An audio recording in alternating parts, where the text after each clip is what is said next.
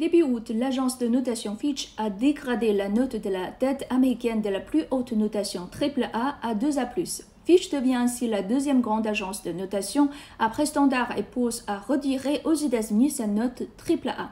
Reste à voir si la dernière de la Troïka Moody's prendra une décision similaire. Ce système de notation vous paraît difficile à comprendre? Je vous comprends, tout cela est très loin de nos vies quotidiennes. Les individus comme vous et moi n'achètent jamais de dette américaine. Mais les raisons que Fitch donne pour justifier sa décision ne sont pas difficiles à comprendre. Elles sont alarmantes et méritent toute notre attention.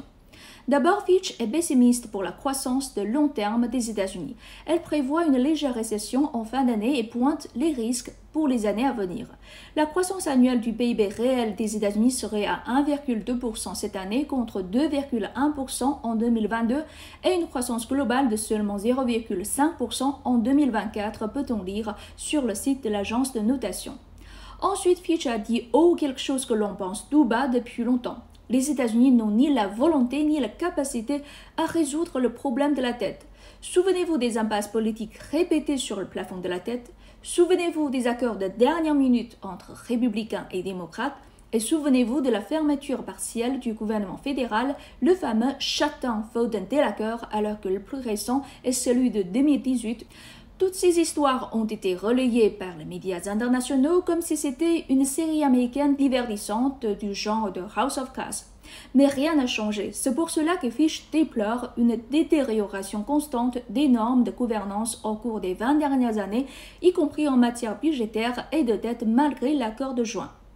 Comme c'est ironique, les politiciens et les médias américains critiquent souvent les pays en voie de développement sur ce même sujet de la dette. Ils ont tendance à oublier que leur pays a le même problème et qu'il est le plus grand pays du monde qui vit à crédit. Sa dette a dépassé son PIB pendant l'épidémie de Covid-19, mais elle n'a pas l'air de diminuer. Cette année, elle serait à 112,9% du PIB selon la prévision de Fitch. Attention, il s'agit du PIB des États-Unis, le numéro 1 mondial, pas un petit pays sous-développé. Leur PIB est de l'ordre de 25 400 milliards de dollars.